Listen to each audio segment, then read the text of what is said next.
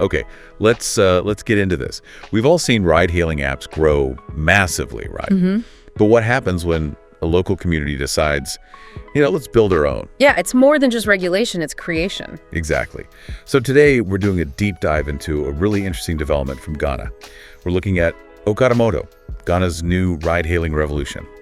Our mission here is to explore how this homegrown app is, shaking things up, trying to build local ownership, and maybe even redefine a whole job. And what's so fascinating, I think, is that this isn't just about a tech platform. It feels more like a movement. We're going to see layers of economic empowerment, professional dignity, even national pride wrapped up in this story. It's not just about getting from A to B. Definitely not. So let's set the scene. Thursday, May 29th, 2025. Ghana officially launches the OKADAMOTTO mobile app. Yeah. Big event, Accra Metropolitan Assembly, and they're not just calling it an app. It's being hailed as a proudly Ghanaian innovation. And the theme they picked, powering the streets, fueling the future. Pretty ambitious. It really is. And if you connect that to the wider picture, it taps into this growing global feeling, this desire for local communities to have more control over their digital economies.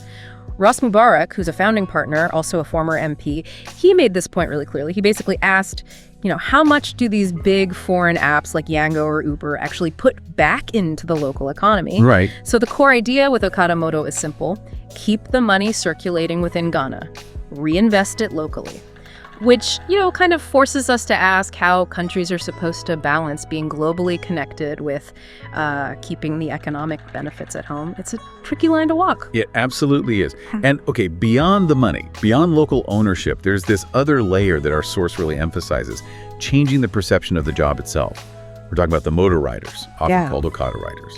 The CEO, Dr. Mohammed Soumaila, said something quite powerful. He said something like, we won't just call someone an Okada rider anymore.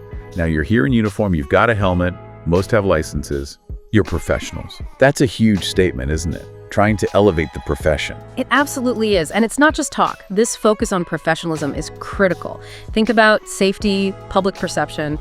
Historically, these riders, in many places, they've kind of operated on the fringes, sometimes facing, a bit of stigma. Makes sense. So this move towards professionalism, it's about building trust. The mayor of Accra also chimed in, stressing the need for discipline, following traffic rules. That's vital if you want transport to work smoothly. Okay, so it's about image, but also safety and rules. Exactly. And it's not just the mayor saying be disciplined. The Youth Authority, through their CEO, Osman Iriga, actually pledged to provide training for the riders. So improving skills, boosting safety, integrating them properly into the formal economy. It's quite a joined-up approach. You've got government, industry, youth development, all involved. A systemic change, really. And it seems like this vision, it isn't just staying within Ghana either. It's kind of fascinating that OKADAMOTTO is apparently already up and running in Liberia and Sierra Leone, with Ghana as the main base, the headquarters. Yeah, that's right. And they're not just sticking to motorcycles. The plan is to eventually move into car services too.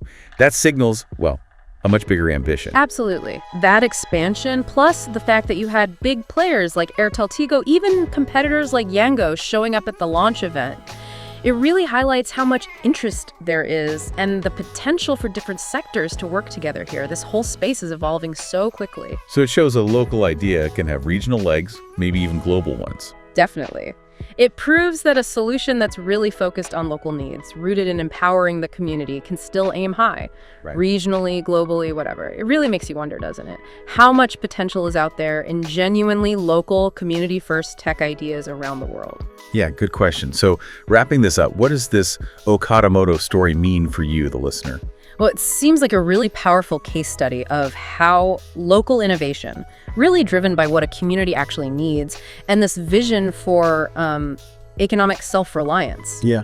It can create real change. It can redefine jobs, industries, from the bottom up. It really does. And this deep dive into OKADAMOTTO, it kind of pushes us to think, doesn't it? In this world where digital platforms are increasingly global, how could other places, other communities use their own unique challenges as a springboard to build economic independence, create their own tech future, instead of just, importing solutions from elsewhere? Definitely something to chew on.